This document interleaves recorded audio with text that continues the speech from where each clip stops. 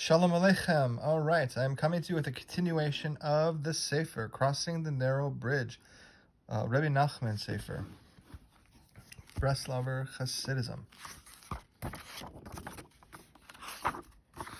All right. We are right here, Overcoming Sorrow, and we are still in this chapter of joy. So all of these individual sections in each chapter, and like I said, this chapter is joy, and the individual sections, such as this one, Overcoming Sorrow, all of these individual sections are teaching you or are showing you how to bring joy into your life in a more profound way. So let us keep reading. Overcoming sorrow. Rebbe Nachman teaches, people say that there are two worlds, this world and the world to come. We all believe that there is a world to come. This world may also exist somewhere. However, with all the suffering that we see in the world and what people must endure, where we are now must be Gehenna.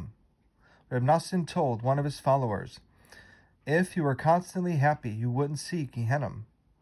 The Gehenna that is this world, the suffering which many endure, we will be able to rise above it by forcing ourselves to be happy.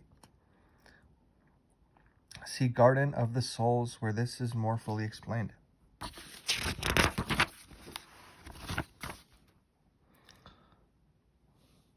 Once on an intermediate day of Pesach, a young man came to Reb Abraham Sternhartz to speak to him about Rebbe Nachman's teachings.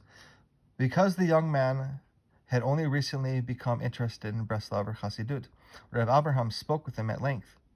At the end of the conversation, Reb Abraham looked at the young chassid and saw how sad and troubled he appeared. The young man sensed this and began to relate all the difficulties and opposition he was encountering since becoming a Breslauer chassid. Reb Abraham said to him, Nu, today is Pesach, the time of our redemption, and started speaking to him about the greatness of Pesach, the Exodus, and the true meaning of freedom. He gave him much advice and encouragement to help him through these trying times. At the end of the conversation, Reb Abraham said to him, Pesach has the same numerical value as Rebbe Nachman, which is 148. How can we connect Rebbe Nachman and the concepts of Pesach? The Haggadah teaches us this is what Hillel did. He took the Pesach, matzah, and maror and ate everything together. He advised this young man to accept Hillel's teaching. We can partake of the Pesach, the true tzaddik, only by experiencing bitterness and difficulty. Then we can fully appreciate these teachings. Now, Reb Abraham said, go home and have a very joyous Pesach. If only we were joyous, we would not taste the bitterness of suffering, and the full measure of life's problems could not weigh us down. This is neither fanciful nor unrealistic. It's simply that we know that sometimes we can do nothing about our situation except pray. Rather than wallow in sorrow, we can rise above it and make the best of it. Things will eventually work out. Thus, Rebbe Nachman teaches, joy opens the heart. The rewards of joy. A person who is always happy succeeds. Joy enhances the mind's ability to comprehend. When happiness comes to a person spontaneously, it is clear that kindness and help are on the way. Rebbe Nachman teaches, the light of the infinite shines and descends through all the upper worlds and ultimately reaches this world. The only way to perceive this light is by performing the mitzvot with joy. Conversely, the Zohar often asserts that when we are happy, we bring about light and joy to all the worlds. On this topic, Reb Nassim has constructed one of his most beautiful discourses. For some 26 pages, he takes the concepts of joy and happiness and relates them to every individual for every day, in every situation. He opens the discourse as follows. A person should know that the Rebbe's lesson on attaining the loftiest of levels, the great light of the infinite, is applicable to every Jew who performs the mitzvot with joy. The Torah was not given to the angels, it was given to us, to those of flesh and blood. Even we can attain the greatest of all levels simply by being happy. Always be joyful, for with happiness you can give another person life. Your friend may be in terrible agony. Your friend may be in terrible agony, but not able to express what is in his heart. While there is no one to whom he can unburden his heart, he remains pained and worried. But if you come along and greet him with a happy face, you can cheer him up and literally give him life. The Talmud teaches, 2 Badchanim, merrymakers, were declared dwellers in the world to come merely because they made others happy. Saved by joy. There was a poor man who earned his living by digging clay. Once, while digging, he discovered a huge diamond. Taking it to the local jeweler for appraisal, he was told that there wasn't anyone on the European continent who could afford such a stone. He would have to go to the diamond exchange in London.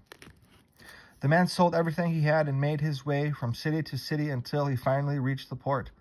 But by then he had used up all his funds. Approaching the captain, he asked for passage on the ship.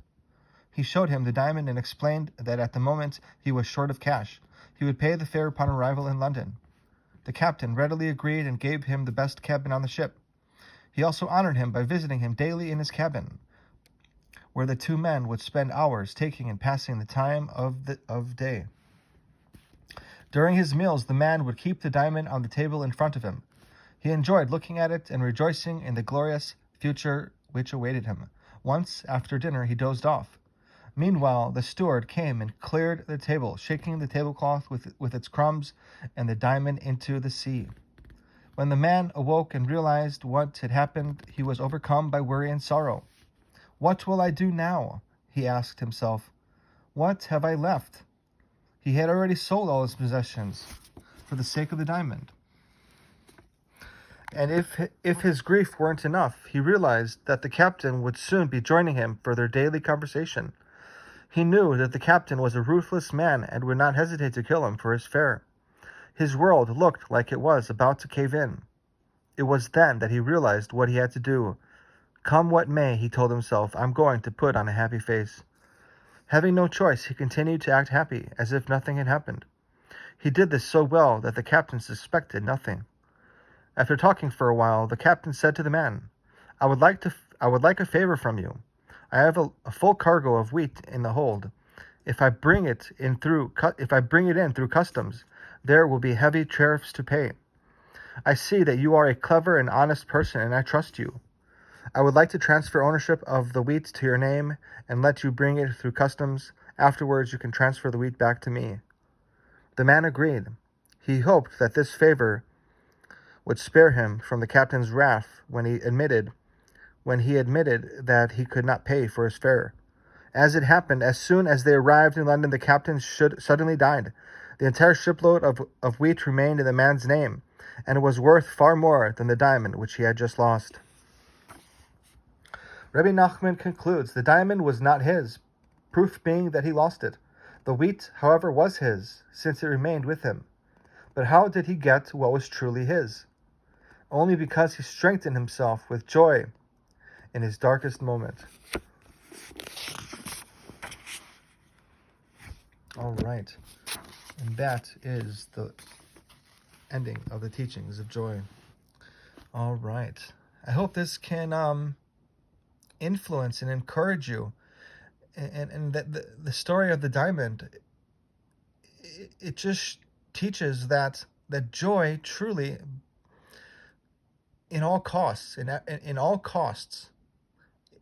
every situation, joy can raise your countenance. It really can. And it can raise the countenance of your environment. It can draw blessings into your life. It really can. Joy is amazing. It truly is. It truly is. All right. Have a wonderful night. Leila Tov.